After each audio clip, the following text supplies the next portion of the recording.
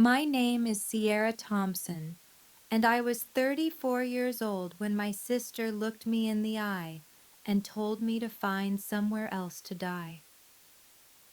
3 days after our parents' funeral, while I was still using a cane from the car accident that nearly killed me 2 years ago, Victoria stood in the doorway of the only home I had left and said those words without a single tear.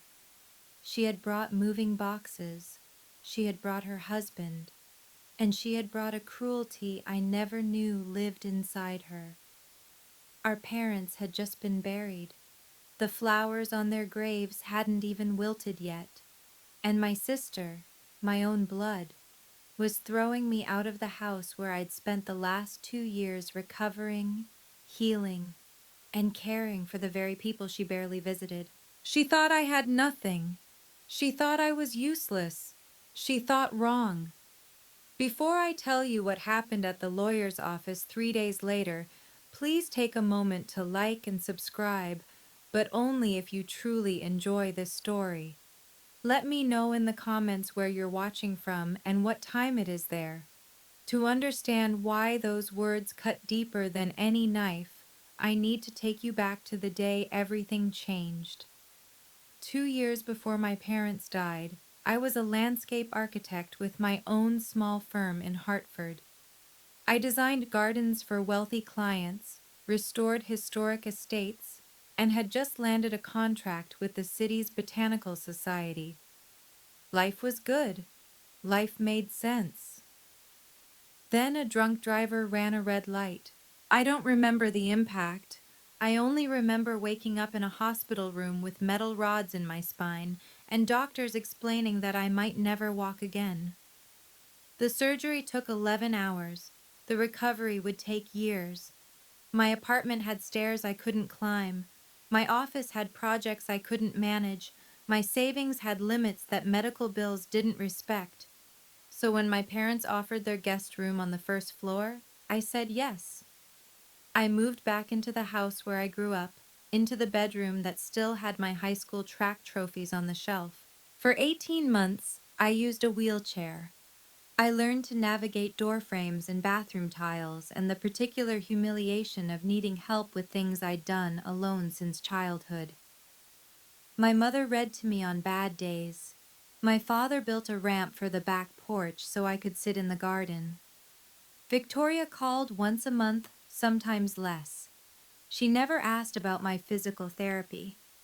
She never asked how I was managing. The few times she did call, if I answered the phone, her response was always the same. "Oh, you're still there. Put Mom on." Still there, like I was a stain that wouldn't wash out. What Victoria didn't know, what she never bothered to ask, was that 4 months before our parents died, I had started walking again. First with a walker, then with a cane. I was healing. I was getting stronger. But to her, I would always be the useless one. The Christmas before my parents died, Victoria came home with her perfect family in tow.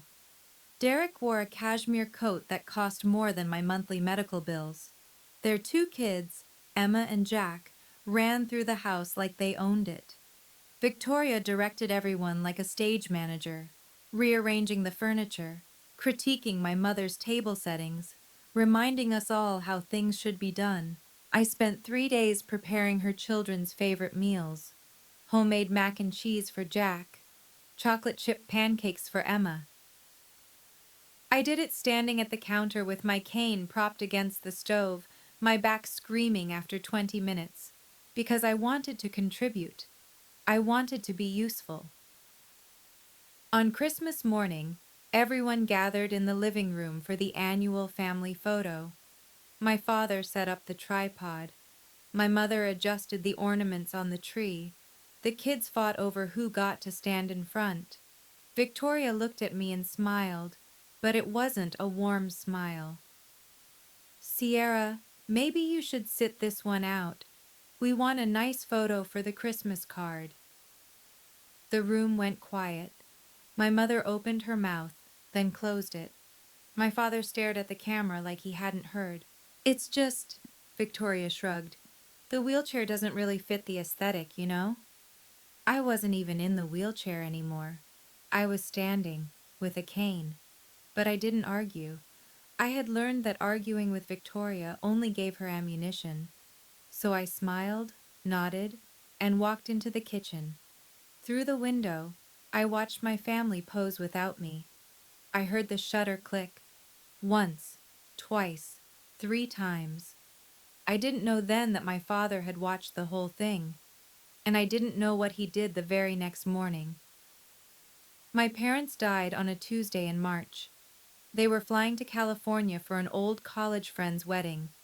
A private charter, 6 passengers, clear skies. The plane went down somewhere over Nevada. They said it was mechanical failure. They said it was quick. I was in the garden when the call came, pruning the roses my mother had planted 15 years ago. The phone rang, and 30 seconds later, my entire world collapsed. Victoria flew in for the funeral. She handled everything, the arrangements, the flowers, the guest list. I was too numb to fight her on it. I sat in the front pew at the service and realized I didn't recognize half the people there. Victoria's friends, Victoria's contacts, people who had never met my parents but wanted to be seen paying respects. 3 days after we buried them, Victoria asked to speak with me privately. She found me in the living room, surrounded by sympathy cards I couldn't bring myself to open. She didn't sit down. She stood in the doorway with her arms crossed, Derek hovering behind her like a shadow. "I've spoken with the lawyer," she said. "Everything goes to me. The house, the accounts, everything." I looked up. "What lawyer?" "The lawyer?" She waved her hand dismissively. "Mom and Dad's estate attorney. He confirmed it." "Did he give you documents? A copy of the will?" Victoria's eye twitched, just slightly. "I don't need to show you anything. You have 2 weeks to find somewhere else to live." Something cold settled in my stomach. Victoria had said the lawyer. Not a name, not a firm, just the lawyer. My parents had used Harold Whitmore for over 20 years. If Victoria had actually spoken to him, she would have said his name. She was bluffing. That night, I sat alone in my parents' study and took inventory of my life. No job. I had closed my firm 18 months ago when the medical bills made it impossible to keep the lights on. No savings. What little I had went to co-pays, specialists, and the endless parade of prescriptions that kept my spine from seizing up. No income. Disability payments covered the basics, barely. And now, apparently no home. I looked around the room. My father's desk, worn smooth by 40 years of use. My mother's reading chair, the fabric faded where she always rested her head. The window that looked out over the garden we had built together, her planting, me designing, both of us dreaming about what it could become. This house wasn't just 4 walls and a roof. This was where I took my first steps, where I learned to ride a bike in the driveway, where my mother taught me to cook and my father taught me to argue. Every room held a memory. Every corner held a piece of my parents. If I walked away now, I wouldn't just lose a house. I would lose them all over again. And worse, I would be proving Victoria right. I would be accepting that I was useless, that I didn't deserve to be here, that I was worth nothing. I couldn't accept that. I wouldn't. I started opening drawers, looking for something, anything, a clue that Victoria was wrong. In the bottom drawer of my father's desk, beneath old tax returns and faded photographs, I found a business card. Harold Whitmore, estate attorney. I turned it over. On the back, in my father's careful handwriting, were 6 words. Call him. He knows everything. My father never wrote notes. Never. So why this one? 3 days later, Victoria came back. I was in the living room, practicing my walking without the cane. The physical therapist said I was ready to try. I wanted to prove I could do something on my own. The front door slammed open. Victoria walked in carrying cardboard boxes, Derek trailing behind with more. She dropped them at my feet, the hollow thud echoing through the room. "Pack your things," she said. "You have until Friday." "Victoria, I need more time. I'm still—" "Still what? Still pretending to be sick? I was in a car accident. You know that. 2 years ago." She kicked one of the boxes toward me. "You've milked it long enough." Derek shifted uncomfortably. "Honey, maybe we should—" "Stay out of this, Derek." Behind me, I heard Rose, the nurse who had cared for my parents in their final months, come in from the kitchen. She stopped in the doorway, her eyes wide. Beside her stood Maggie, our neighbor of 40 years, who had come to drop off a casserole. They both heard what came next. Victoria stepped closer, close enough that I could smell her perfume, something expensive and sharp. She looked at me the way you look at garbage that needs to be taken out. "Find somewhere else to die," she said. "You're useless now." The words hung in the air. Rose made a small sound. Maggie's hand went to her chest. Victoria didn't even glance at them. To her, they were invisible, unimportant. But I saw Rose do something strange. She pulled a small notebook from her pocket and wrote something down. Quick, discreet, like she was noting a patient's vitals. At the time, I didn't understand why. Later, I would. Maggie was the first to move. She stepped forward, her 70-year-old frame suddenly rigid with the kind of anger that only decades of friendship can produce. She had known my mother since before I was born. She had held me as a baby. She had watched both Thompson girls grow up, and she had clearly picked a side. "Victoria Eileen Thompson," Maggie's voice could have cut glass. "Your mother would roll in her grave if she heard you right now." Victoria turned slowly, her face arranged in polite confusion. "I'm sorry. Who invited you into this conversation?" "I've known this family 40 years, longer than you've been alive, young lady. This is family business. I was family before you learned to walk." Maggie moved to stand beside me, her hand finding my arm. "Eleanor loved both her daughters, but she wasn't blind, Victoria. None of us were." Something flickered across Victoria's face. Uncertainty, maybe, or just annoyance at being challenged. Derek stepped forward, reaching for his wife's elbow. "Vic, come on. We can discuss this later." "Don't touch me." She pulled away, her voice rising.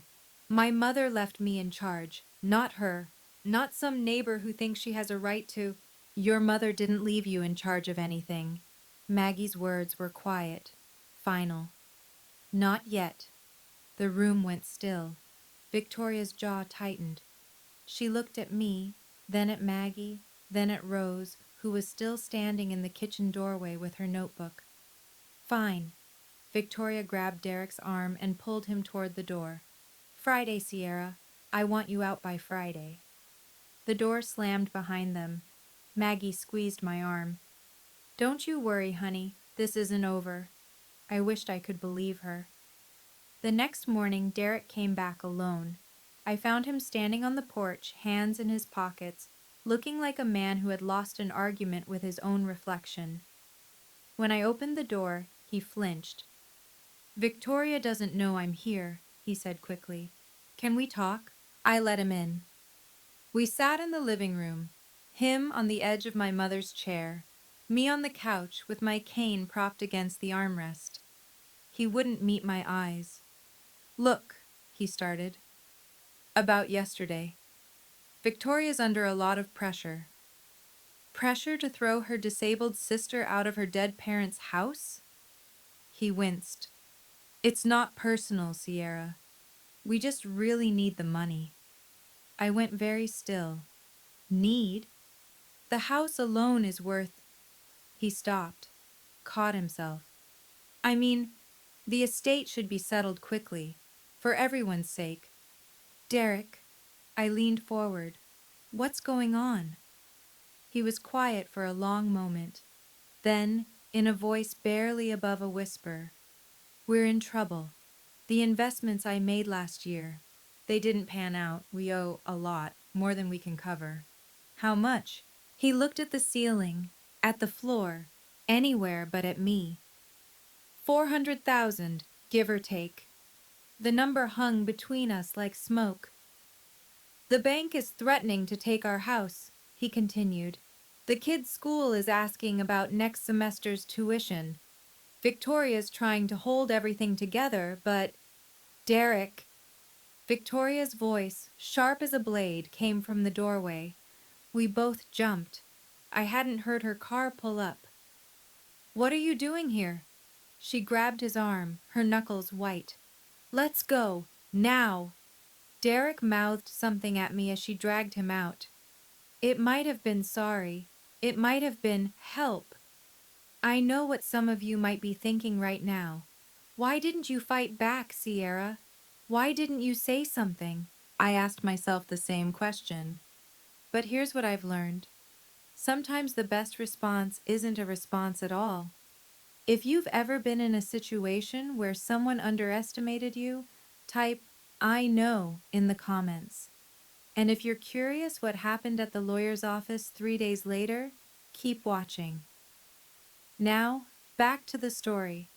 That evening, I found the business card again. Harold Whitmore, estate attorney.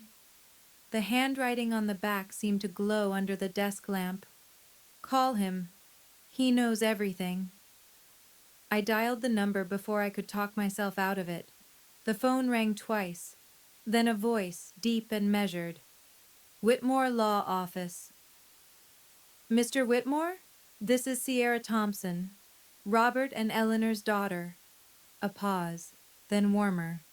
Miss Thompson, I've been waiting for your call. Something in his tone made me grip the phone tighter. You have? Your father told me you would reach out. He was quite confident about it, actually. Papers rustled in the background. I understand your sister has been making claims about the estate. She says everything goes to her. She says you confirmed it. A dry laugh. I haven't spoken to Victoria since your parents' anniversary party 3 years ago. She certainly hasn't contacted my office. The relief that flooded through me was almost dizzying. So she's lying. I wouldn't presume to characterize your sister's statements. What I can tell you is that your parents were very specific about their wishes. He paused. Very specific, Miss Thompson. What does that mean, that? It means I'd like you to come to my office before the official reading. There are aspects of the will that require context. Another pause, longer this time. Things that no one else knows, not even your sister. I wrote down the appointment time with shaking hands. Miss Thompson? His voice softened. Your father changed his will 6 months ago, right after Christmas. He told me he finally saw things clearly. The Christmas photo, the one I wasn't in. He had been watching after all. The day before the official will reading, Rose came to say goodbye. She stood on the porch with a cardigan wrapped tight around her shoulders, looking smaller than I remembered. For 8 months, she had been a fixture in this house, taking my parents' vitals, managing their medications, sitting with my mother through the long nights when the pain kept her awake. Now her job was done, and she was moving on to another family, another patient, another ending. I wanted to give you something, she said. She reached into her bag and pulled out a leather-bound notebook, worn soft at the edges. I recognized it immediately. My mother's handwriting covered the visible page, her looping cursive, the way she always pressed too hard with the pen. Your mother asked me to keep this safe. Rose pressed the notebook into my hands. She said you'd need it someday. She said you'd know when. I traced my mother's initials on the cover. What's in it? Her thoughts, her days, her observations. Rose hesitated. The last few pages are about you and your sister. I didn't read them. It wasn't my place. But I think she wanted you to understand something. Understand what? Rose glanced toward the street, as if checking that we were alone. There's something else. With Mr. Whitmore. Your mother recorded a message a few months ago. A video. She met my eyes. She was very clear about when it should be played. My throat tightened. Rose, why are you telling me this? She reached out and squeezed my hand. Your mother knew, Sierra. She knew what Victoria would do, and she prepared. Rose stepped back toward her car. Your parents loved you both, but they weren't blind. The notebook felt heavy in my hands, like a promise, like a warning. Victoria organized the memorial reception like she organized everything, expensively and without consulting anyone. The restaurant was Italian, upscale, the kind of place with cloth napkins and waiters who introduced themselves by name. She had rented out the private dining room, arranged for catering, sent invitations on cream-colored cardstock with my parents' names embossed in gold. She hadn't asked me about the menu. She hadn't asked me about the guest list. She hadn't asked me anything at all. I arrived late. My taxi had gotten stuck in traffic, and walking from the parking lot with my cane took longer than I'd planned. By the time I reached the entrance of the private room, Victoria was already standing at the head of the long table, a glass of wine in her hand, giving a speech. 40 people sat before her. Aunts and uncles I barely recognized. Friends of my parents whose names I'd forgotten. Derek's business associates. Victoria's book club. A sea of faces, some grieving, most just there to be seen. Worked their whole lives for this family, Victoria was saying. Her voice carried that particular pitch she used when she wanted people to admire her. And I promise to honor that legacy, this house, this community, everything they built, I will protect it. She said this family like a claim, like a deed of ownership. I stood in the doorway, and not one person in that room acknowledged me. Mom and Dad would be so proud of what we've accomplished, Victoria continued. The Thompson name will endure. I'll make sure of it. I gripped my cane until my knuckles went white. She hadn't mentioned me once. Not once. It was as if I had already been erased from the family she was so determined to protect. Someone in the crowd noticed me standing there. A murmur rippled through the room. Heads turned. Victoria's speech faltered for just a moment before she recovered with a practiced smile. Sierra, you made it. The way she said it, like my presence was a mild surprise, an afterthought, made my skin crawl. I made my way toward an empty seat near the back, my cane tapping against the polished floor in the silence. Victoria! It was Aunt Dorothy, my father's older sister, speaking from the middle of the table. What about Sierra? Where will she live now? The question hung in the air. 40 pairs of eyes shifted between us. Victoria's smile didn't waver. Sierra has her own plans. She's transitioning. Transitioning to where? Dorothy pressed. Victoria shrugged delicately. Wherever she can manage. She's always been resourceful. A few people chuckled. Small laughs, nervous laughs. The kind people make when they're not sure what else to do. But they laughed. I stood there with my cane, feeling the weight of every gaze. Some people looked at me with pity, some with judgment. Most just looked away, uncomfortable, eager to return to their wine and small talk. Victoria glided past me on her way to greet someone at another table. As she passed, she leaned in close. "I told you to stay home," she whispered. "You're embarrassing yourself." I didn't respond. I remembered what Harold Whitmore had said when I'd visited his office that morning. Let her talk. The more she says now, the louder the silence will be later. So I found my seat. I folded my hands in my lap, and I waited. Victoria had no idea what was coming.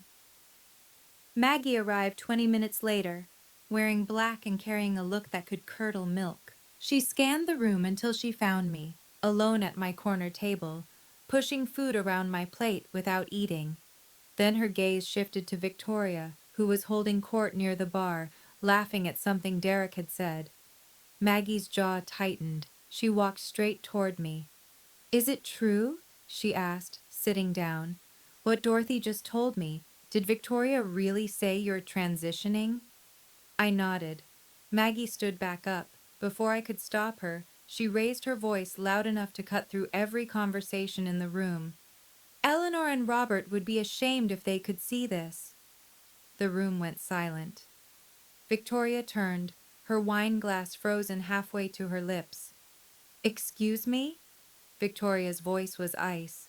"You heard me." Maggie didn't flinch. "This girl," she pointed at me, "took care of your parents every single day while you were too busy to visit. She bathed them, she fed them, she held your mother's hand when she was scared." Maggie's voice cracked, but she kept going. "What did you do, Victoria? Send flowers?" Someone gasped. Derek stepped forward, reaching for Victoria's arm, but she shook him off. "You have no right."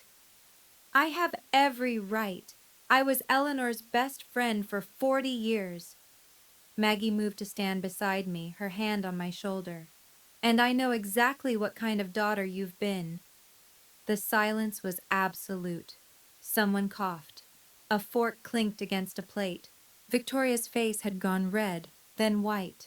For the first time, I saw something crack in her composure, something uncertain. Maggie leaned down and whispered in my ear, "I talked to Harold this morning. He told me what's coming. Just wait, honey. Just wait." 3 days later, I walked into Harold Whitmore's office on the 12th floor of the Hartford Financial Building. The receptionist directed me to a conference room at the end of the hall, all dark wood and leather chairs, floor-to-ceiling windows that looked out over the city. The kind of room where important things happened. Victoria was already there. She sat at the head of the table like she owned it, her Hermes bag positioned just so, her posture perfect. Derek sat beside her, scrolling through his phone with the desperate energy of a man who wanted to be anywhere else. I took a seat across from them. My cane leaned against the chair. Victoria didn't look at me. Harold Whitmore entered with a leather briefcase and a court reporter trailing behind him. He was older than I remembered, silver-haired, distinguished, with the kind of calm that comes from decades of delivering life-changing news to people who weren't ready to hear it. "Thank you all for coming," he said, settling into his chair. "Before we begin the formal reading, I need to verify a few things." He opened a manila folder and looked at Victoria. "Mrs. Hartley, have you ever seen the complete will your parents filed with my office?" Victoria straightened. "I've seen the will, yes. It was in my mother's nightstand." "The document in the nightstand." Harold nodded slowly. "Can you describe it?" 4 pages, standard legal language. Everything left to me as the eldest daughter. Harold removed his glasses and cleaned them with a cloth. The gesture was unhurried, almost theatrical. "Mrs. Hartley," he said quietly, "have you ever seen the complete will, or just the summary your mother kept as a reference copy?" Victoria's hand tightened on her bag. For the first time, her smile disappeared. "What are you talking about?" Victoria's voice had an edge now. "A summary? That was the will." Harold opened his briefcase. and withdrew a thick document bound in blue legal backing. He placed it on the table between us. This is your parents' last will and testament. 32 pages. Executed 6 months ago in this office. Witnessed by 2 of my associates. Notarized and filed with the probate court. Victoria leaned forward. That's impossible. I saw the will. It was dated 5 years ago. It said, "What you saw, Mrs. Hartley, was a preliminary draft. Your parents kept it in their nightstand as a reference, but they updated their estate plan significantly before their passing." Harold tapped the document. "This is the legal version, the only version that matters." Derek's phone clattered to the table. He didn't pick it up. "This is fraud." Victoria stood, her chair scraping against the hardwood. "You're helping her commit fraud. She probably forged—" "Mrs. Hartley." Harold's voice didn't rise, but it hardened. "I have been your family's attorney for 22 years. I drafted your parents' first will when you were 15 years old. I do not commit fraud, and I don't appreciate the implication." Victoria opened her mouth, closed it. Her hands were shaking. "Sit down," Harold said. It wasn't a request. She sat. I watched my sister's face cycle through emotions, disbelief, anger, fear. When she finally looked at me, there was something new in her eyes, something that looked almost like panic. "They wouldn't do this," she whispered. "They wouldn't." Harold began turning pages. "Perhaps we should let your parents speak for themselves." The room felt smaller, the air felt thinner, and I realized that everything was about to change. Harold read slowly, deliberately, giving weight to every word. "To our daughter Victoria Louise Thompson Hartley, we leave our investment portfolio, valued at approximately $14 million, to be held in a managed trust. Victoria may withdraw a maximum of $50,000 per year, with the remainder to be distributed to her children upon their 30th birthdays." Victoria made a sound like she'd been punched. "A trust?" Derek leaned forward. "What do you mean, a trust? We need that money now." Harold continued as if Derek hadn't spoken. "The document includes a letter from your parents explaining their reasoning. Shall I read it?" "Yes," I said, before Victoria could object. Harold adjusted his glasses. "We love Victoria with all our hearts, but we have watched her struggle with financial decisions throughout her adult life. We have seen money disappear into ventures that never materialized. We do not wish for our life's work to be lost within a year of our passing. The trust is not a punishment. It is protection." Victoria's face had gone from white to gray. Derek was staring at the table like he wanted it to swallow him. "Now," Harold turned several pages. "Regarding the family home and surrounding property valued at approximately $4 million. I stopped breathing. "We leave our home to our daughter, Sierra Ann Thompson, with the condition that it may not be sold for a period of 10 years. Sierra has been our comfort and companion through our final years. She has tended our garden, held our hands, and given us peace. The house belongs to her. She has earned it." My vision blurred. Somewhere far away, Victoria was saying something, objecting, demanding.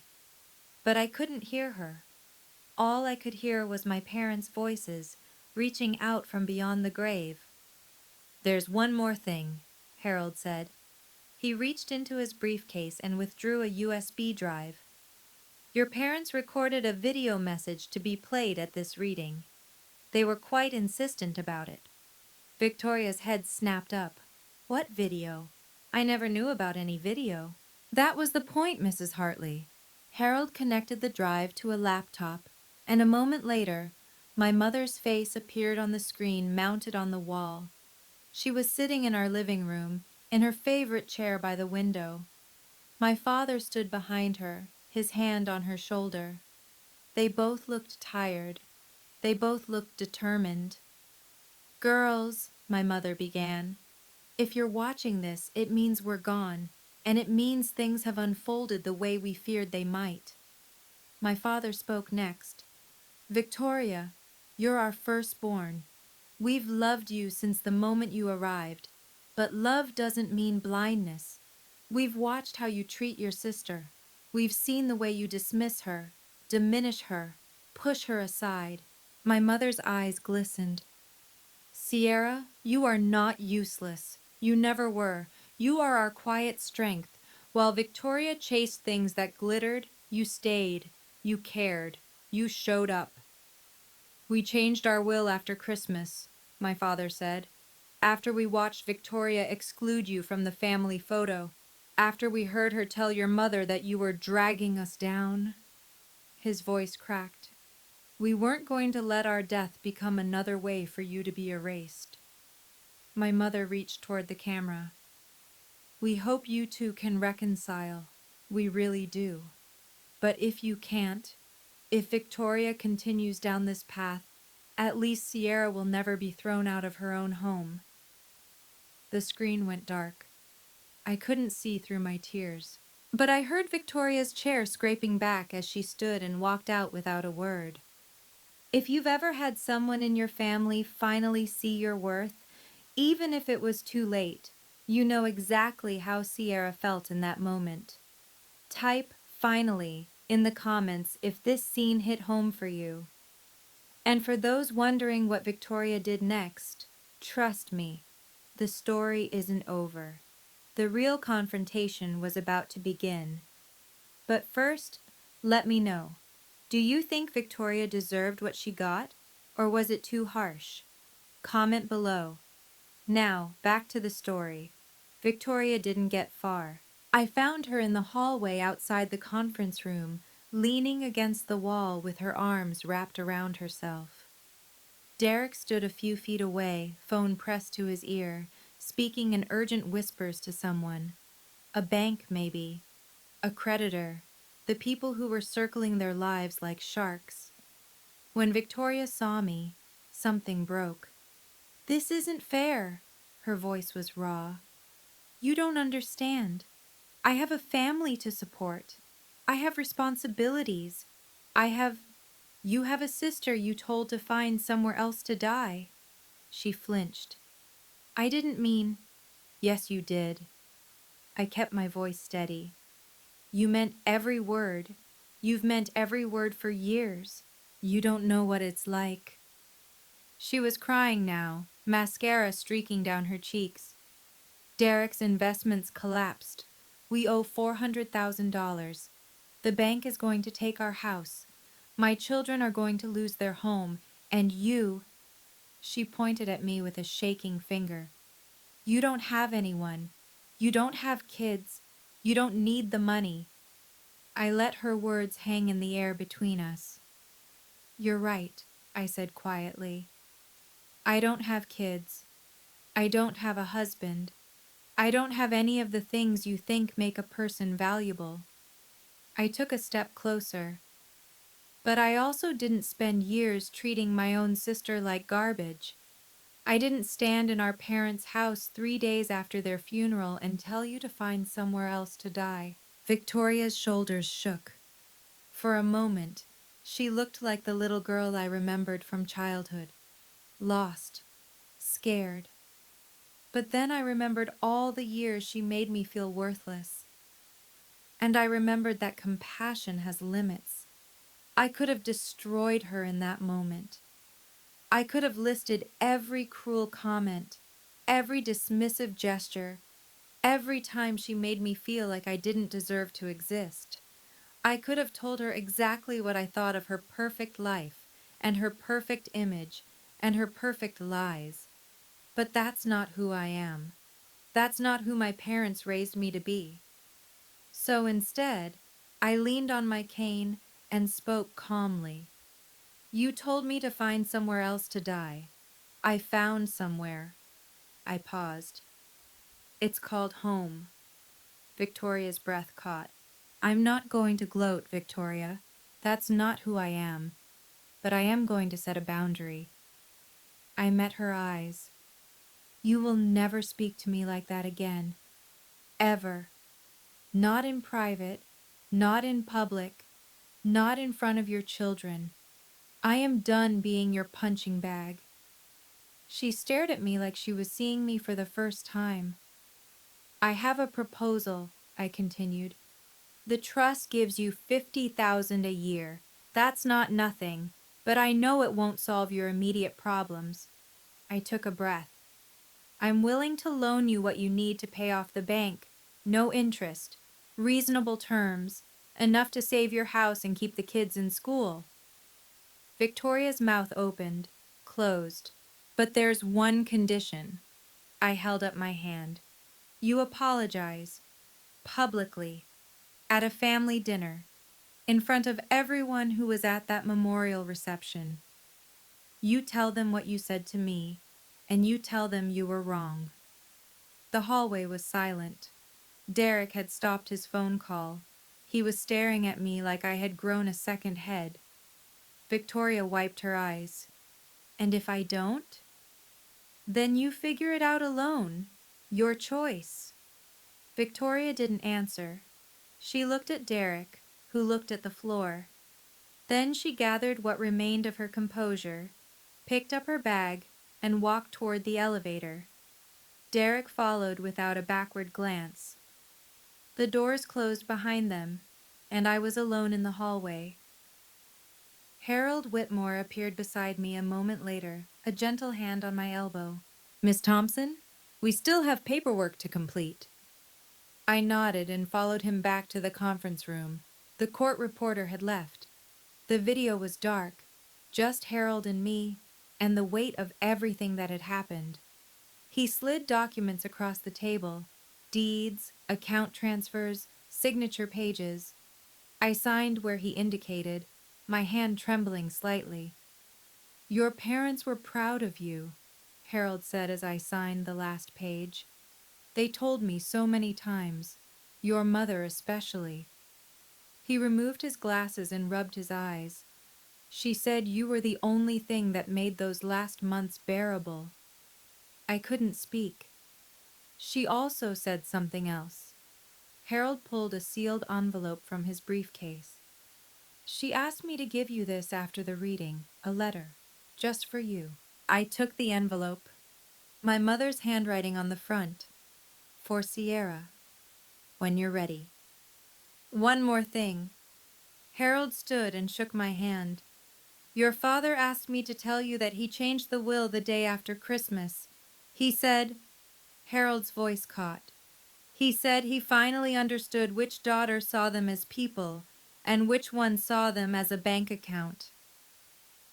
I walked out of that office with the deed to my childhood home, $14 million in a trust with my name on it, and a letter from my mother pressed against my heart. It didn't feel like victory. It felt like grief. 1 month later, I moved into my parents' bedroom. It felt strange at first, sleeping where they had slept, waking up to the same view of the garden that my mother had seen every morning for 30 years. But it also felt right, like they had saved a space for me. I continued my physical therapy 3 times a week. Most days, I didn't need the cane at all anymore. I was walking on my own, cooking my own meals, starting to imagine what a future might look like. The neighborhood had changed in small ways. People who had attended the memorial reception, the ones who had laughed when Victoria called me resourceful, now crossed the street when they saw me. Word had spread about the will reading, about the video, about what Victoria had said, and what she had lost. They were embarrassed. Good. Victoria and Derek sold their house in Greenwich for $650,000. After paying off their debts, they had barely enough left for a security deposit on a 2-bedroom apartment in a town 40 minutes away. Derek was fired from his firm when his failed investments came to light. Something about unreported losses and angry clients. He was working at a regional bank now, a fraction of his former salary. Their children had transferred from private school to public. Victoria told people it was because the public school had a better arts program. Nobody believed her. She called me once, 3 weeks after the reading. "Is your offer still available?" Her voice was flat, exhausted. "Yes." "I'm not ready to apologize yet." I was quiet for a moment. "Then I'm not ready to write a check." The line went dead. But she had called. That was something. It wasn't forgiveness, but it might have been the beginning of accountability. 2 months after the reading, I finally opened my mother's diary. I had been carrying it with me since Rose gave it to me, keeping it on my nightstand, sometimes holding it while I fell asleep, but I hadn't been able to read it. The thought of hearing my mother's voice again, even through her handwriting, felt like opening a wound I wasn't sure I could close. But that night, sitting in her garden under the stars, I was ready. The entries were mundane at first: grocery lists, doctor's appointments, notes about the weather and which plants were blooming. My mother had always been a practical woman, even in her private thoughts. Then I reached the last 10 pages, about Victoria. "I love my eldest daughter, but I worry for her. She chases something she can never catch: approval, success, the appearance of perfection. I hope she finds peace someday. I hope she realizes that what she has is enough." About me, Sierra doesn't know how much she saved us. After the accident, when she moved home, I thought I was taking care of her, but she was taking care of us. Just by being here, making breakfast, reading to me, sitting with Robert in the garden, she saved us from a loneliness I didn't know we were drowning in. The last entry was dated 3 weeks before the accident. "Sierra is my mirror, patient, quiet, strong in ways nobody notices until it's too late." I should have told her more often. I should have said the words out loud instead of just writing them here. If you're reading this, Sierra, know this: you were never useless. You were everything. I closed the diary and looked up at the sky. The tears came, but they were different this time. They weren't grief. They were release. 6 months after my parents' death, I returned to work, part-time at first, consulting for a landscape design firm in Hartford. Small projects, nothing too demanding, but it felt good to use my skills again, to see something beautiful grow from nothing. My first real project was the garden behind my parents' house. My mother had planted roses, hydrangeas, a small vegetable patch that had gone wild in the months since she'd been able to tend it. I redesigned the whole thing, kept her roses, added new pathways, built a small bench where I could sit and remember. It was the first thing I'd created since my accident. It wouldn't win any awards, but it was mine. It was home. Victoria sent a letter 4 months after the will reading. Not a phone call, not a visit, a letter. "I've been thinking about what you said, about what I said, about all of it. I'm not ready to apologize in front of everyone. I don't know if I'll ever be ready, but I want you to know that I'm trying to understand why I became this person. And I'm sorry, even if I can't say it out loud yet. I'm sorry." I read the letter 3 times. Then I put it in my desk drawer, next to our mother's diary and our father's business card. It wasn't the apology I'd asked for. It wasn't public. It wasn't accountability. But it was something. We weren't close after that. We probably never would be. But we could be in the same room without pretending the other didn't exist. We could exchange birthday cards. We could, maybe, build something new. My name is Sierra Thompson. I was told I was useless. I was told to find somewhere else to die. I found home instead. If Sierra's story reminded you that your worth isn't defined by what others think of you, I want to hear from you. Type "boundaries matter" in the comments if this resonated with you. And if you've ever been underestimated by your own family, Share your story below. I read every single comment. If you want more stories like this, check out the video in the description. And don't forget to subscribe so you don't miss the next one. Thank you for watching.